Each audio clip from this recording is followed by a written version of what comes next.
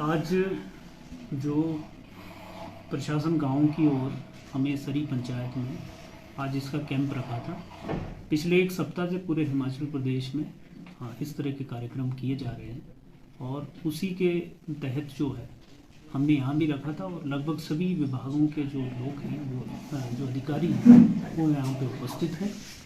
और यहाँ पर हमने जो लोगों की समस्याएं थी, जो कि मेरे पास अभी भी हैं, कोई 10 के आसपास समस्याएं हैं, जिसमें कि जल शक्ति विभाग की और रोड से संबंधित शिकायतें हैं। और इसके साथ साथ जो यहाँ पे इंतकाल हमने जो किए हैं और कुछ सर्टिफिकेट भी यहीं पे इशू किए हुए। कितना है उनका नंबर? 19 सर्टिफिकेट दे दिए, जो कि इन्हीं 4 पंचायतों के हैं।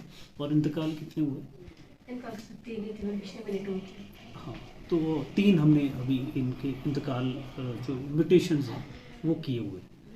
लेकिन इसके साथ साथ इम्पोर्टेंट जो बात है प्रशासन गांव की ओर की, तो इसमें हमारे एग्रीकल्चर के अधिकारी थे, साथ में कृषि विभाग से भी और बागवानी विभाग से भी थे और पशुपालन विभाग से भी हैं, फॉरेस्ट से भी थे। तो जो हर एक विभाग की जो स्कीम है उसके बारे में भी लोगों को अवगत कराया गया कि सब्सिडी किस तरह से मिलती है। इसके साथ रेवेन्यू से जो रिलीफ की जो स्कीम्स हैं कि किस तरह से रिलीफ दिया जाता है, उसके बारे में भी लोगों को जानकारी दी गई। लेकिन मेन जो मकसद है प्रशासन गांव की ओर, उसका ये था कि कोई ऐसी समस्याएं लोगों की जो कि हमारे ध्यान तक नहीं आती है, अगर वो है और वो हमारे लेवल पे सॉल्व करने लायक है, तो उसके ऊपर हमने फोकस रखा है। और बहुत सारी हमारे पास जो ये समस्या आई है, इसमें विभागों के साथ इनको उठाया जाएगा और इसका 20-25 दिन के अंदर जो है समाधान निकालने की कोशिश करेंगे। विंटर में ये वाला जो एरिया हमारा जहाँ पे हम आज आए हैं, ये भी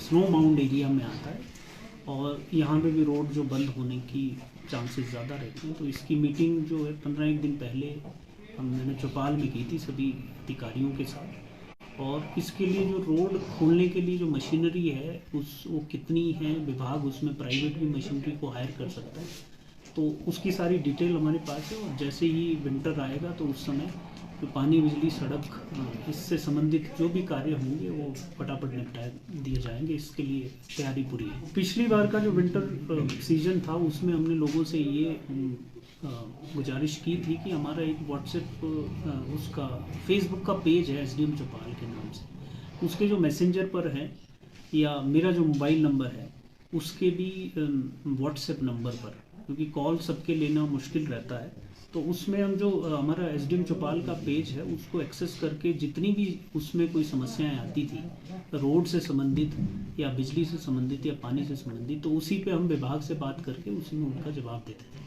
तो इस बार भी हम उस पेज को एक्टिव रखेंगे और जिस तरह जो भी रोड की स्थिति होगी या मौसम की जो विंटर में स्थिति रहेगी उससे लोगों को अवगत कराया जाएगा।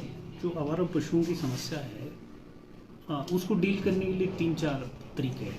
एक तो ये होगा जिनकी टैग लगे हुए हैं और उनको आवारा छोड़ा हुआ है, तो किसी के भी ध्यान में अगर आता है तो वो पशुपालन विभाग के या हमारे ध्यान में लाएं, तो फिर हम उनसे संपर्क करते हैं जो मालिक होता है उसका, और अगर वो नहीं मानता है तो फिर दूसरे जो कानूनी तरीके हैं उससे भी हम उसको फोर्स करते हैं कि वो अपने पशु को ले जाए।